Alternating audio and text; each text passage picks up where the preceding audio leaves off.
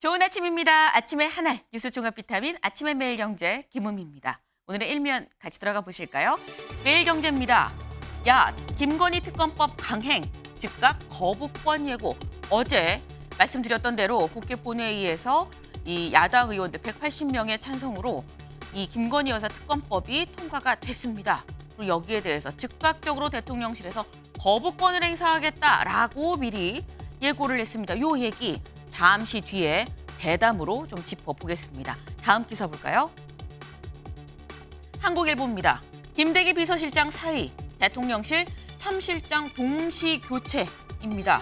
네, 어제 김대기 비서실장이 20개월여 동안 쭉 있었다가 사의를 표했습니다. 그리고 그 후임으로 지금 보시면 이관섭 정책실장이 비서실장으로 오게 됐다라는 얘기도 어제 김대기 비서실장이 직접 얘기를 했습니다. 근데 이렇게 되면 이 김대기 비서실장 말고 추가로 이 정책실장이 올라가는 거니까요. 정책실장엔 성태윤 연대 교수가 그리고 안보에는 장호진 이 외교부 1차관이 올라가게 됩니다. 한꺼번에 3실장이 동시에 교체가 됐다라는 겁니다. 지금 대통령실이다 새 인물들로 좀 채워졌다라고 볼 수 있겠죠. 근데 용산만 새 인물로 채워진 것이냐? 여의도 국민의힘에서도 새 얼굴들이 나왔습니다. 다음 기사 보겠습니다. 세계일보입니다. 어제 국민의힘 비대위원 인선 발표가 있었습니다. 여 비대위원 평균 연령 40대 중반, 지명직 위원 8명 중 7명 비정치인. 네, 용산에서도 새 얼굴이, 그리고 여의도 국민의힘에서도 새 얼굴이 나왔습니다. 지금 이 새로운 비대위원들 전체 하면은 이 한동훈 비대위원장까지 총 11명인 건데 이 11명 중에서 지명직 한 위원장이 지명한 8명 중에 7명은 비정치인이다. 한 위원장이 앞서서 얘기했었던 바가 그대로 좀 반영이 됐다라고 볼 수 있겠죠. 여권 전반적으로 좀 약간 세피가 수혈이 된 것 같다라는 소식입니다. 다음 기사 보겠습니다. 조선일보입니다. 김정은 내년 초 남한에 큰 파장 일으킬 준비하라. 네, 여기서 말하는 김정은 북한 국무위원장이죠. 내년 초에 남한에 큰 파장을 일으킬 준비를 하라고 얘기를 했다라고 국정원에서 이례적으로 보도자료를 통해서 공개를 했습니다. 김정은 내년 초라고 하면 사실 얼마 안 남았죠. 올해가 다 가고 이제 내년을 코앞에 두고 있는 새해를 코앞에 두고 있는데 내년 초에 남한에 큰 파장을 일으킬 준비를 하라라고 얘기를 했다라는 겁니다. 뭔가 감행할 것 같다라는 생각이 드는데 이럴 때 가장 긴장해야 될 곳은 국방부겠죠. 그런데 다음 기사 이어서 보겠습니다. 독도 영토 분쟁 중 정신 나간 군 정신교육 교재. 네, 독도가 영토 분쟁 중이라고 군 정신교육 교재 안에 실렸습니다. 네, 지금 가장 긴장하고 있어야 될 군에서 지금 정신 제대로 차리지 않고 있는 거 아니냐라는 얘기가 그래서 나오고 있는 겁니다. 윤 대통령 있어서는 안 될 일이라고 질책을 했고요. 뒤늦게 전량 회수하겠다라고 얘기를 했다는데 이것만 있는 게 아닙니다. 독도 표기가 된 한반도 지도도 하나도 없었다라는 겁니다. 이 얘기도 잠시 뒤에 대담으로 좀 짚어보겠습니다. 다음 기사 볼까요? 네, 국민일보입니다. 정부 불길 막아라 긴박, 업계 다음은 어디? 긴장. 무슨 얘기냐? 요 가운데 보인 바로 태영건설 얘기입니다. 어제 저희가 소개를 해드렸죠. 업계 16위 태영건설이 워크아웃을 신청할 것 같다. 어제 실제로 신청을 했습니다. 네, 지금 업계 16위인 태영건설이 신청을 했다라는 거 어제 말씀드린 것처럼 프로젝트 파이낸싱 만기를 제때 막지 못해서 그래서 워크아웃을 신청한다라고 말씀을 드렸었는데 문제는 업계 16위인 태영건설이 이러면 다른 이 건설업계들은 어떻게 했느냐. 이걸 좀 보겠습니다.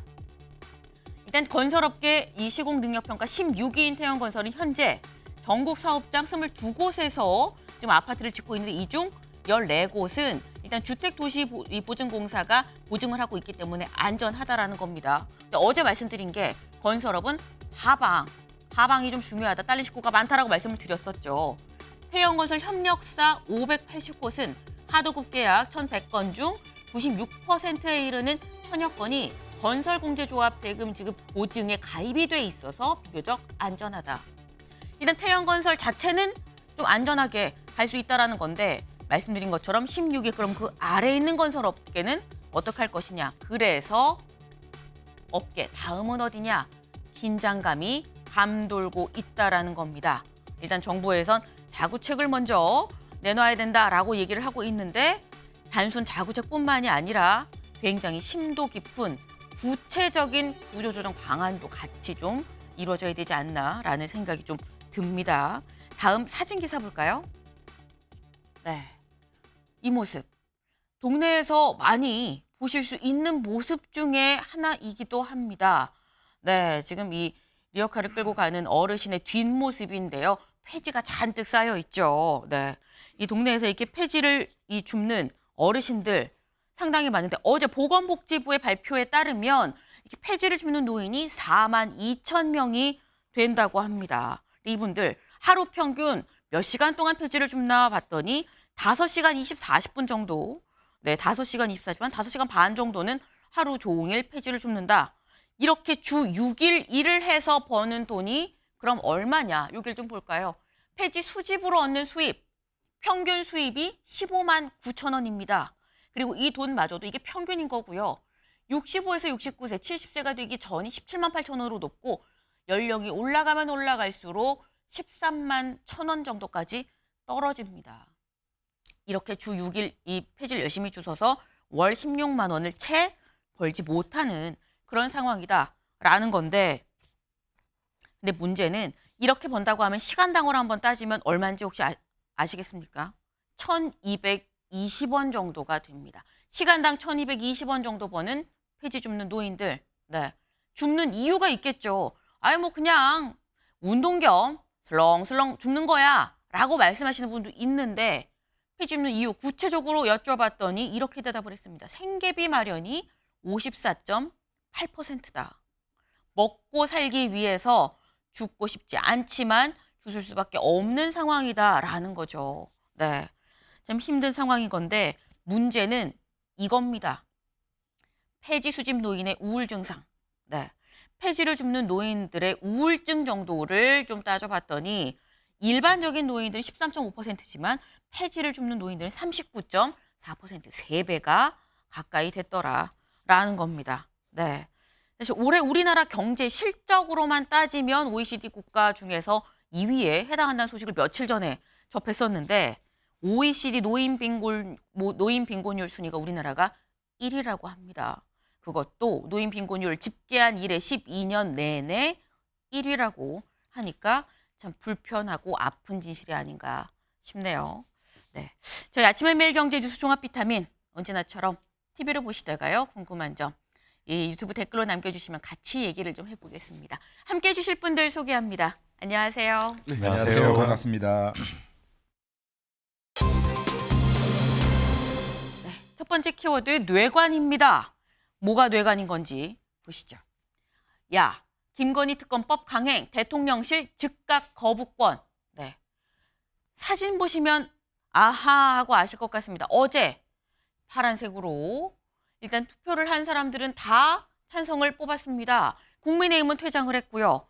야당 그리고 야당 성향의 무소속 등의 의원들이 남아서 이 투표를 했고 180명 남아있던 180명 전원이 찬성을 눌러서 김건희 여사 특검법이 통과가 됐습니다. 또 국민의힘은 본회의장을 나가서 방탄특검이다라고 이 피켓 시위를 하는 모습입니다. 어제 이 모습 영상으로 같이 보고 오시죠.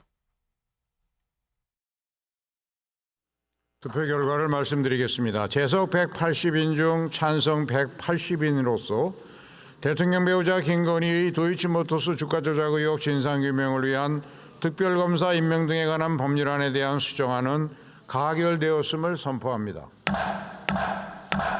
지금 국회에서 쌍특검 법안이 통과됐습니다. 대통령은 법안이 정부로 이송되는 대로 즉각 거부권을 행사할 것임을 말씀드립니다. 네, 보신 것처럼 국회에서 어제 본회의에서 김건희 여사 특검법이 통과가 됐습니다. 그리고 즉각적으로 한 10분여 만에 대통령실에서 입장을 발언했습니다. 거부권을 행사할 겁니다. 라고 얘기를 했습니다. 거부권 행사가 이미 예고가 돼 있다라는 거죠. 그렇다고 한다면 여길 좀 볼까요? 199표 확보해야 재의결. 내부 단속 나선 여, 이탈표 노리는 야입니다. 네. 일단 거부권 행사하겠다라고 얘기를 했기 때문에 그러면 다시 재투표를 할 수밖에 없는, 재의결을 할 수밖에 없는 상황이 되는 거죠. 그렇게 되면. 그럼 관건은 199표가 관건이다라는 얘기가 됩니다. 이걸 좀 같이 볼까요? 김건희 특검법 재의결 시나리오. 의결 조건, 재적 의원 과반 출석. 현재 재적 의원은 298입니다. 298명 중에 과반이 출석하고 출석 의원의 3분의 2 이상이 찬성을 해야 거부권을 행사한 이 김건희 여사 특검법이 통과가 될 수가 있는 거다라는 건데, 이 재적 의원 298명이 다 출석을 한다는 가정하에 3분의 2라고 하면 199명이 찬성을 해야 된다. 그런데 국민의힘 자체만으로는 현재 의석이 112이죠. 그 나머지를 보면 뭐 무소속이 13명, 민주당이 167, 정의당이 6입니다. 근데 그렇다고 하면 여기를 다 합쳐도 173밖에 안 되고 무소속에서 야권 성향 11명을 합쳐도 180여 석밖에 안 되죠. 15석이 더 필요하다. 이 15석이 국민의힘 또는 무소속에서 이 무소속 여권 성향 등에서 가지 않으면 199석을 찾기가 어렵다라는 건데, 국민의힘은 아까 피켓 시위하는 모습도 같이 보셨을 겁니다. 국민의힘은 반대를 하고 있다. 하지만 여기 볼까요? 야, 3달 한동훈발 공천 학살 예상, 탈락자 반발, 무기명 가결표 기대. 네, 일단 재투표로 간다고 하면 무기명으로 가결표가 나오지 않겠느냐. 왜? 공천에서 떨어진 사람들이 찬성을 할 수도 있다라는 겁니다. 근데 민주당은 이걸 기대한다고 하는데, 조상호 변호사님. 일단 한동훈발 공천 학살로 네. 누군가 찬성으로 넘어올 표가 있을 거다라고 보시는 겁니까? 아니 공교롭게 그렇게 됐네요. 그러니까 이게 왜냐하면 원래 민주당이 원했던 건 네. 과거의 사례처럼 이제 국민적 지지가 이렇게 압도적으로 높은 특검 사안에 대해선 당연히 여당이 동의해 줄 줄 알았어요. 왜냐면 이제 국민 여론은 무서운 줄 알거든요. 그러니까 이게 지금 동일한 사안이 2018년도에 드루킹 특검 사건 때 그때도 선거 직전이었어요. 근데 그때는 지금처럼 막 몰리고 몰려서 한 게 아니라 네. 선거 직전에 결국에는 여야가 합의시켜줬거든요. 그러니까 그때 당시 민주당의 홍영표 원내대표가 네. 드루킹 특검을 도입하는데 동의를 해줬습니다. 그래서 당시에 그때 누구죠? 하여튼 그 민주당의 원내대표께서 단식을 하다가 단식을 중단하고 네. 이게 잘 해결이 됐어요. 네, 네. 그래서 그게 2018년 5월 21일 날 통과됩니다. 특검이. 6월 1일 날 선거였고요. 그러니까 그렇게 통과를 해줬는데 국민의힘은 지금 선거가 코앞인데도 국민보다는 용산의 대통령이 무서우신가 봐요. 그러니까 지금 이 상황까지 오게 됐고 결과적으로 1월 달에는 또 국회 회기가 없습니다. 우리 네. 국회법상. 그렇게 되면 이제 2월에 회기가 첫 회기가 열리게 되는데 이때쯤 그러면 다시 또 당연히 그때 올릴 수밖에 없는 거 아닙니까? 법안을. 네. 물론 의장께서 좀 결심을 하셔야겠지만 재의결 법안을 올리게 되면 2월 중에 통과될 것 같습니다. 근데 문제는 그러니까 이제 통과 여부가 결정될 것 같습니다. 근데 문제는 뭐냐면 그때쯤 되면 또 이제 선거에 임박했기 때문에 공천의 윤곽이 드러날 거고 네. 그렇게 되면 이제 아마 무기명 투표로 진행되게 될 때 국민의힘 내부에 이탈표가 나오지 않을까 이렇게 공교롭게 이렇게 어떻게 보면 국민의힘 구성원들의 협조가 이렇게 얻어지는 상황으로까지 국민의힘 지도부가 이 상황을 몰고 갔다 이렇게 말씀드리고 싶습니다. 우리가 시기를 예상한 건 아닌데 공교롭게 시기가 그렇게 됐다. 네. 이렇게 된다고 한다면 실제로 국민의힘에서 넘어오는 표가 있을 수도 있을 것 같다라고 말씀을 지금 하셨어요. 김민수 대변인님. 어떻게 보십니까? 이탈자가 있을 것 같다. 공천 학살로. 민주당이 내년 공천을 앞두고 지금 이제 뭐 자성이나 변화보다는 막연한 기대를 계속하고 있는 것 같아요. 네. 그리고 지금 아까 국민의힘은 국민보다 대통령이 무서운 것 같다라고 또 말씀하셨는데 이 말씀을 드리면 특검을 거부하는 것은 대통령이나 용산이 무서워서가 아니라요. 우리나라의 법 제도가 다수당에 의해서 잘못 오용되고 남용되는 것이 무서운 것이고요. 이게 처음에는 어떤 특정인으로 시작할 수 있지만 특정인으로 시작된 이후에는 어느 누구에게나 오용, 남용될 수 있는 것이 제도입니다. 사실 2003년 당시에요. 노무현 대통령의 측근 비리 사건이 있었을 때 노무현 대통령이 특검을 반대하면서 했던 말이 있어요. 네. 예, 다수당의 행포에 의해서 이러한 법제도가 오용되는 것을 막아야 된다라고 했었습니다. 네. 그리고 그때 당시에도 총선을 앞둔 6개월 전이었거든요. 똑같은 상황입니다. 우리들이 정말로 두려워하는 것은 지금 특검의 대상이 아닌 것들, 이미 수사를 탈탈 털어서 혐의가 없다라고 나온 것, 그리고 수사의 순회이자 몸통이 이재명 대표인 대장동 사건 같은 경우 지금 이미 수사가 굉장히 많이 진척되고 있음에도 불구하고 이거를 세우고 다시 특검을 주장하고 있는 것.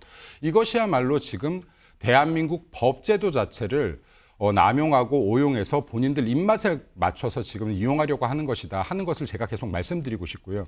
그리고 또 하나만 더 말씀드리려고 합니다. 예, 짧게 말씀드릴게요. 지난번에 나왔을 때 특검을 찬성하는 국민분들이 약 70% 된다는 여론조사가 있었던 것 같아요. 네, 근데 그 이후에 23일, 4일 날 R&D 서치에서 또 조사를 했습니다. 1024명을 대상으로요. 네. 여기에서 뭐라고 하냐면요. 민주당이 김건희 특검법을 밀어붙이는 거에 대해서 잘못하고 있다가 42.8%입니다. 잘하고 있다가 49.7%예요. 이 간격이 좁혀지고 있습니다. 이거 무엇을 의미하는 것이냐면 지금 우리 같은 패널들이 나와서 이 특검이 왜 잘못됐는지 국민들께 조곤조곤 설명하기 시작했다는 겁니다. 그리고 이게 국민들이 받아들이기 시작했습니다. 국민들이 이 내용을 정확히 안다라고 하면 국민들께서 이 특검이 진행되는 것을 찬성하지 않을 것이다. 이 여론도 곧 뒤집힐 것이라고 제가 확신합니다. 지금 말씀 중에 얘기가 나왔습니다. 안 그래도 저희가 지금 여론조사를 좀 준비를 했는데 다음 기사를 좀 볼까요? 다음 기사를 좀 보겠습니다. 네. 거부권 반대 여론 70% 여당 김건희 방탄으로 역풍 맞을 수도.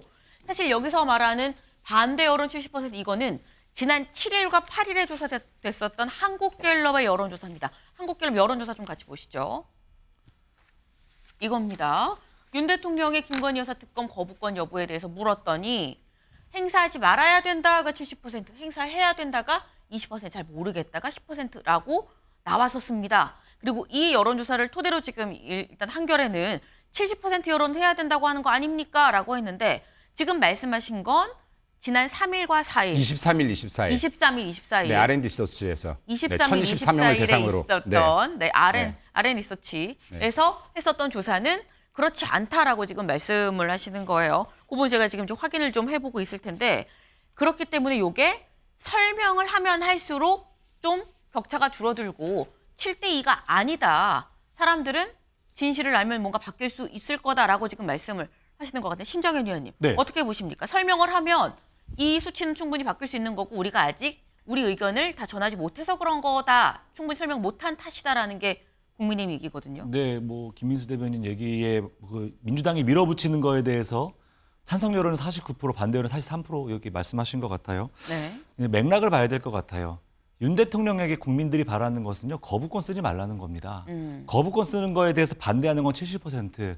민주당이 뭐 다수당의 어떤 힘을 통해서 밀어붙이는 거에 대한 뭐 반대의 입장은 있을 수 있지만 여전히 국민의 대다수는 밀어붙이는 것 이거 정말 뭐 문제 있을 수 있지만 윤석열 대통령 이게 민생과 무슨 관계고 대한민국 경제와 무슨 관계입니까? 혐의가 있다라고 보여지는 것들에 대해서 거부권을 씀으로써 자기 가족 보호하는데 그 대통령의 권한을 준 게 아니라는 그 입장을 이 70%의 숫자에 담았다고 저는 생각을 하거든요. 만약에 이 70%의 여론에도 불구하고 윤석열 대통령이 끝까지 거부권 즉각 행사한다. 그러면은요. 무엇에서 가장 큰 오류가 생기냐면 윤 대통령이 처음부터 끝까지 일관되게 하시는 말이 있어요. 국민은 무조건 옳다. 그 말씀을 스스로 부정하시는 겁니다. 이 말씀을 스스로 이행하려면요. 혐의가 없다라는 가족에 대한 믿음이 있다면 네. 특검 적극 수용하시면 되는 것이고요. 혐의가 실제로 있다면 당신 검사하셨을 때 그 철학처럼 혐의가 있다면은 당연히 수사받는 게 온 국민에게는 원칙과 상식 아니겠습니까? 거기에 원칙과 상식에 걸맞는 판단을 하시면 됩니다. 국민은 대통령에게 바라는 것이 딱 하나입니다. 원칙과 상식대로 하셔라. 당신이 대통령이 되신 가장 큰 이유도 원칙과 상식 지키는 대통령 되겠다고 하셔서 하신 거 아닙니까? 이 거부권에서만큼은 왜 내 가족, 내로남불의 정치를 하시는지 정말 이해가 되지 않습니다. 네. 지금 대통령이 항상 국민은 항상 옳다, 바르다, 맞다라고 얘기를 했다면 여론조사에서 나오는 것처럼 국민 뜻을 따라야 되는 거 아니냐라고 지금 얘기를 하셨거든요. 박준호 의원님. 저는 뭐 기본적으로 그 여의도 문법이라는 표현을 좋아하지 않는데요. 네. 근데 여의도 문법을 좀 이제 써보면은 참 지금 국민이 옳다, 국민을 위한 우리가 정치를 해야 되는 것이 마땅함에도 불구하고 지금과 네. 같은 이런 모습을 봤을 때는 정말 추락하는 것이 나에게는 없다라고 하지만 정치가 이렇게까지 추락할 수 있나? 그 과거에 드루킹 특검하고 이번에 특검에서 하는 분명한 또 차이가 있고 또 이번에 그 김건희 여사에 관련된 특검과 대장동 특검도 역시 차이가 있습니다. 왜? 이 하나의 그 이제 김건희 여사에 관련된 특검은 이미 수사가 종결된 사안인 것이고 일단 대장동 특검 같은 경우는 지금 수사가 진행 중인 사안이고 분명한 차이가 있다고 생각하고요. 그리고 대통령의 거부권 행사는 일단 헌법이 보장한 권한이기 때문에 그 거부권 행사가 무조건 잘못됐다라고 정치적으로 비난하는 것조차도 어떻게 보면은 민주당이 그 총선을 앞두고 총선의 주인은 출마자나 정치인이 아닌 국민이고 유권자가 되어야 되는데 사실상 민주당이 지금 북치고 장구치고 다 하겠다는 것밖에 안 되는 것으로 보입니다. 네, 김민수 대변인 짧게. 네. 우선 거부권을 행사하게 만드는 입법 말 같지 않은 법을 거부권을 행사할 수 있게끔 하기 위해서 제2요구권이라는 것이 있다라는 걸 말씀드리고 싶고요. 그리고 국민들께서 생각하는 상식이 무엇일지 좀 묻고 싶습니다. 2003년에도요, 또 노무현 대통령 다시 한번 얘기하겠습니다. 고 노무현 대통령이 2003년 당시에 새천년 민주당의 대선 경선 당시에요. 여기에 아내 장인어른의 이 과거 행적들이 문제가 되었을 때 했던 말이 있습니다. 그럼 사랑하는 아내를 버리라는 이야기냐라고 했습니다. 지금 윤석열 대통령의 아내죠. 지금 영부인이고 두 분이 만나기도 전 사건입니다. 이거 정확하게 얘기하면요. 10년 전 사건이에요. 그럼 이미 수사가 끝났고 혐의가 없다라고 나온 것을 정치적으로 이용하는 걸 뻔히 알면서 지금 아내를 이 잘못된 제도 앞에 세우라는 겁니까? 이거 국민들이 결코 인정하지 않을 거라고 봅니다. 네. 짧게 조상호 변호사도. 그 노무현 대통령의 장인어른을 자꾸 언급하시는데요. 노무현 대통령 장인어른이 이미 돌아가셨던 분이고요. 그때 당시에도. 네. 그리고 그게 이제 용공자익으로 낙인 찍어서 예전에 그 광풍의 시대, 이른바 광란의 시대 때 벌어졌던 그 일 가지고 딸에게 연좌제를 묻는 거를 따진 겁니다. 그러니까 지금 장인어른의 책임과 관련된 얘기가 아니에요. 그다음에 김건희 여사 같은 경우는 그때 당시에 뭐 결혼 전이라 그러는데 이미 연애 중이었어요. 그거는 관련해서 다른 사건 조사에도 이미 나옵니다. 그다음에 특검 자꾸 얘기하시는데 수사 결론을 2년째 안 내리고 있어요, 검찰이. 수사할 만큼 했잖아요. 근데 왜 결론을 안 내립니까? 만약 기소하든 무혐의 처분을 하든 뭘 해야 될 거 아닙니까? 근데 그걸 안 하고 있어요. 이거만큼 확실한 특검 사유가 어디 있습니까? 기소가 말해도 되나요? 짧게, 아주 짧게. 네. 여기 지금 계속해서 말씀하시는데 문재인 정권 당시 문재인의 검사들이 수사를 2년 넘게 했던 건이고 이 부분에 대해서 혐의가 없다, 기소가 불가능하다라는 것을 계속해서 이야기했던 것을 막았던 건이라는 거 다시 말씀드리고 싶고요. 윤석열 검찰은 당시에 윤석열 검사청장 검사의 아니 지금 수사 윤석열 채권 검찰, 자체도 윤석열 박탈을 정부 됐던 검찰은 건입니다. 왜 안 합니까? 왜 윤석열 정부 검찰은 이 부분에 대해서 기소하든 무혐의 처분하든 왜 안 합니까? 왜 처분을 못 내립니까? 알겠습니다. 네. 지금 두 분이 굉장히 극과 극으로 지금 달리고 계세요. 그래서 잠깐 좀 쉬어갈 필요가 있어 보입니다. 네. 근데 김건희 여사 특검법에 대해서 여와 야가 이렇게 지금 생각이 아주 다른 극명한 시각차를 보이고 있다라는 점은 좀 분명하게 말씀드릴 수 있을 것 같습니다. 그런데 김건희 여사 특검법이 저희가 지금 도이치모터스 주가 조작 얘기만 할 수 있는 건 아닌 것 같다라는 점이 또 들여다볼 부분이 아닌가 싶은데요. 다음 기사 보겠습니다. 김건희 특검법 인지 사건도 수사 가능. 총선 전국 최대 뇌관입니다. 네. 지금 김건희 여사가 결혼하기 전에 있었던 도이치모터스 주가 조작 사건 말고 여기 인지 사건도 수사가 가능하다라고 지금 얘기가 나왔죠. 이게 대체 무슨 얘기냐? 여기를 좀 볼까요? 제2조 2호는 수사 대상을 이 사건의 수사 과정에 범죄 혐의자로 밝혀진 관련자들에 의한 불법 행위로 확대했고 여기에다 2조 3호는 해당 의혹 등과 관련돼 수사 과정에서 인지된 사건까지 포괄했다. 인지된 사건. 여기서 말하는 인지 사건은 그럼 무엇이냐라는 점에 대해서 홍익표 원내대표가 한 얘기가 있습니다. 그 얘기를 들어보고 오시죠. 그거는 해석의 여지가 있습니다. 아마 그건 특검에 누가 되시느냐에 따라서 의지를 가지면 할 수도 있다고 생각을 합니다. 이후 특검이 되신 분이 법적인 문제를 따져가면서 판단할 문제이기 때문에 가능할 수도 있겠구나라는 생각을 다른 법조인은 통해서 들었습니다. 네. 지금 홍익표 원내대표 명품백 의혹에 대해서도 이 특검에서 김건희 여사 특검에서 할 수도 있다.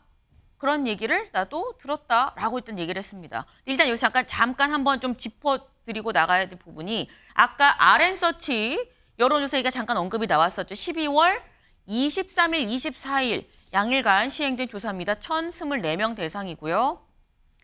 지금 더불어민주당이 김건희 여사 특검법을 강행 처리하는 거에 대해서 어떻게 생각하십니까? 라는 점에 대해서 매우 잘못하고 있다가 27.7, 잘못하고 있는 편이다가 15.1, 잘하는 편이다가 15.3, 매우 잘하고 있다가 34.4%인 여론조사였었다는 점을 말씀을 드립니다. 저희가 잠깐 이 대화 중에, 이 대담 중에서 나왔던 얘기이기 때문에 요거를 정확한 수치를 좀 말씀드리는 게 맞는 것 같아서 다시 한번 요 부분 좀 짚고 넘어가겠습니다. 일단 저희가 요 직전에 들었던 게 홍익표 원내대표의 얘기였습니다. 인지 사건, 다시 말해서 명품백 사건에 대해서도 특검에서 할 수도 있을 것으로 보인다라고 지금 얘기를 했는데, 신장현 의원님. 네. 민주당은 명품백도 특검에서 수사가 하는 게 맞다라는 입장인 걸까요? 저는 당연하다고 생각합니다. 당연하다. 예, 이 사건은 뭐 몰카 방식 공작이다, 뭐 한동훈 비대위원장은 여러 가지 말로 이걸 넘어가려 하지만 온 국민이 그 영상을 다 봤습니다. 국민들 일반 상식으로 도저히 납득할 수 없는 최고의 권력자의 아내가 명품백을 받는 장면들을 고스란히 봤는데 이걸 그냥 넘어간다고요? 그러면 김건희 특검은 제 역할을 하지 못하는 것이고요. 특검법에 담겨있는 조항대로 일을 하지 않았기 때문에 또 다른 논란을 자초할 수 있는 것입니다. 김건희 리스크라고 불리는 이 문제는요. 사실은 지금의 국민의힘이 뛰어넘지 못하면 아마도 한동훈 비대위원장의 자질의 문제로 저는 비화될 수 있다라고 생각을 해요. 지금의 김건희 리스크는요. 결과적으로는 수직적 당정 관계 속에서 대통령을 옹위해라, 김건희 여사를 지켜내라. 이 두 가지의 키워드로 국민의힘이 사실상 공당의 역할을 하지 못한다라는 비토 심리로 지금의 국민의 비판을 받고 있는 거 아니겠습니까? 과연 김건희 여사의 호위 무사 조직으로 전락할 것인가 아닌가는요. 이 특검법 이후에 국민의힘의 태도에 달려있다라고 생각하고요. 그래서 그 유명한 디오르백, 명품백, 이것을 받았던 그 장면도 국민의힘에서는 가감없이 수사해야 됩니다라고 직접 말할 수 있는 용기 있는 의원들이 좀 많이 나와야 한다, 이렇게 생각합니다. 네, 김민수 대변인. 법 앞에 뭐든 평등해야 된다라고 봅니다. 예를 들어서요, 잘못한 게 있다라고 하면 잘못한 부분에 대해서는 수사가 이루어져야 된다. 그리고 그 수사가 끝났다라고 하면 끝난 수사를 가지고 혹은 혐의가 없는 걸 가지고 특검까지 가서는 안 된다. 그리고 마찬가지로 지금 전 영부인인 문재인 당시 정권 당시에 전 영부인도 지금 마찬가지로 고발을 당해 있습니다. 많은 건으로 인해서요. 지금 국고 손실이나 배임 횡령, 직권 남용으로 인해서. 예를 들어서 지금 개인적인 인도 타지마할 여행 같은 경우에 국고 예산 4억 원을 썼던 건입니다. 지금 이러한 부분들에 대한 수사들도 같이 함께 다 이루어져야 되지 않을까라고 생각됩니다. 네. 네, 조상우 변호사님. 예, 지금 말씀하신 김정숙 여사건 고발돼 있으니까 윤석열 검찰에서 잘 수사하시면 됩니다. 그거는 잘 수사하시면 되고요. 그다음에 지금 이 관련자들의 불법 행위 관련하고 그다음에 관련하여 수사 과정에서 인지된 사건인데, 네. 저건 관련해서 가장 주목해야 될 부분은 사건 수사가 아직도 안 끝났어요. 3년 가까이 지금 진행되고 있거든요. 다른 공범자들 다 기소해놓고 김건희 여사에 대해서만 처분을 못 내리고 있어요. 기소든 불기소든 해야 될 거 아닙니까? 사건이 접수가 됐으면 기한 내에 처리를 해야 돼요. 근데 그걸 안 하고 있습니다. 그 부분에 대해서 검사의 직무유기와 그 직무유기가 벌어지는 과정에서 직권남용이 없었는지, 대통령 이하 모든 공직자들이 그 부분에 대해서 부당한 영향력을 행사한 건 없는지, 그 부분에 대한 수사가 철저히 이루어져야 됩니다. 예, 사실을 정확히 좀 해야 되는데요. 왜 기소를 왜 뭐 안 냈을까요? 문재인 정권 당시 아니, 왜 안 했죠? 불기소도 안 하고 있다고요. 왜 안 한 거예요? 그럼 불기소하세요. 그거를 왜 2차전이 수사 다시 지휘권까지 시작이 된 가져가면서 것 같은 발동을 하면서 느낌인데. 왜 그걸 못했습니까? 네, 왜 털었는데 안 나왔습니까? 발언권을 혐의가? 얻어서 네. 말씀을 해주시기 바래요. 지금 조금 더 있으면 이제 3라운드 때는 약간 정말 주목도 나가지 않을까 하는 제 우려가 듭니다. 자제해 주시고요. 네, 알겠습니다. 일단 양쪽의 입장은 분명하게 알겠습니다. 아니, 전 정권에서 그렇게 수사했는데 못하지 않았냐라는 거고, 민주당에서는 아니, 아직 수사가 진행 중이다. 이게 이렇게 오래 끌 건이냐. 아직 ING니까 충분히 할 수 있는 거 아니야. 그런 주장이 양쪽이 지금 대치 상태다라는 걸 극명하게 저희 프로그램에서도 보시지 않았을까 하는 생각이 듭니다. 일단 인지사건 수사 여부가 뇌관이 될 수도 있다라는 얘기인 건데, 다음 기사로 좀 넘어가 보겠습니다. 최대 270일 대장동 수사 멈춰 세울까? 김건희 여사 특검법 말고요. 어제 저희가 보통 이 쌍특검법이다라고 얘기를 했었죠. 50억 클럽에 대해서도 어제 특검법이 통과가 됐습니다. 네. 근데 이 50억 클럽 특검법이 이 통과가 된 이후에 대장동 수사가 그럼 여기에 영향을 받는 거 아니겠느냐라는 얘기도 나옵니다. 왜냐? 여기를 좀 볼까요? 특검이 출범할 경우 현재 검찰이 수사 중인 이재명 민주당 대표 관련 대장동 수사가 특검으로 이관될 가능성이 크다. 50억 클럽 특검의 활동 기간은 역대 특검 가운데 가장 길다. 특검법에 따르면 특검은 준비기간 30일, 수사기간 150일, 필요할 경우 최장 90일까지 활동 기간을 연장할 수 있다. 그러면 최장 270일 활동이 보장된다라는 겁니다. 근데 이렇게 되면 이재명 대표가 지금 받고 있는 수사, 대장동 관련한 수사가 홀드되는 거 아니겠느냐라는 시각인 것 같아요, 신정현 의원님. 예, 이게 그렇다고 해서 또 완전히 멈추는 것이라기보다도 아까 기사에도 언급되었지만 이제 현재 수사 중인 내용들이 대장동 수사의 특검으로 이관되게 된다면은 그거에 대한 내용들은 또 추가적으로 또 이어져 갈 가능성이 높다라고 생각합니다. 앞서서 저희가 김건희 여사에 대한 리스크, 여러 가지 범죄 의혹에 대한 조사들이 특검을 통해서 해야 된다라고 강력히 주장했던 것은요. 저희에게도 동일하게 적용돼야 되는 문제라고 생각합니다. 이 부분에 대해서 대장동 수사 하나하나 의심되는 것들이 이 특검을 통해서 면면이 다 국민들에게 다 드러나야 될 문제라고 생각을 하고요. 네. 이것에 대해서 누누이 또 비판하고 계시는 분들의 워딩이 있지 않습니까? 이재명 방탄. 그런 것에 대한 의혹들이 단 하나도 남지 않도록 가장 신속하면서도 적절한 특검의 형태로 하는 것, 저도 동의하는 상황입니다. 김미수 대변인님 짧게. 지금 이거를요. 손을 거의 계속 들고 계셨어요. 예, 민주당에서 이렇게 호도를 하면 안 돼요. 대장동 수사를 우리 쪽도 탈탈 털어주세요가 아닙니다. 이미 대장동은 탈탈 털고 있어요. 수사가 진행되고 있는 건입니다.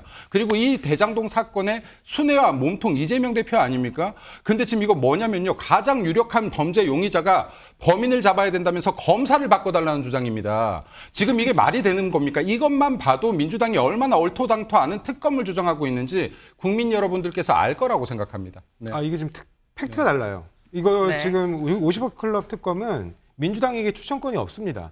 그 여야의 그러니까 여야라기보다 교섭단체의 공통된 문제이기 때문에 네.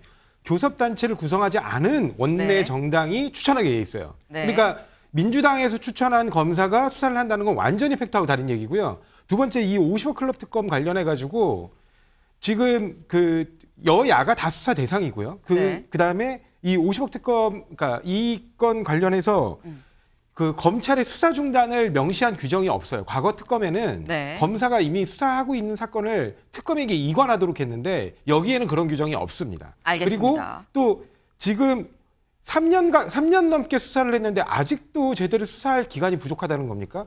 도대체 이 검찰 뭐 검사 100명, 200명씩 동원해가지고 아직도 수사했는데 뭐가 더 남아있는 거예요? 네, 알겠습니다. 네, 지금 아슬아슬했어요. 3라운드 가면 경고 드릴 겁니다. 네. 여기서 끝. 네, 알겠습니다.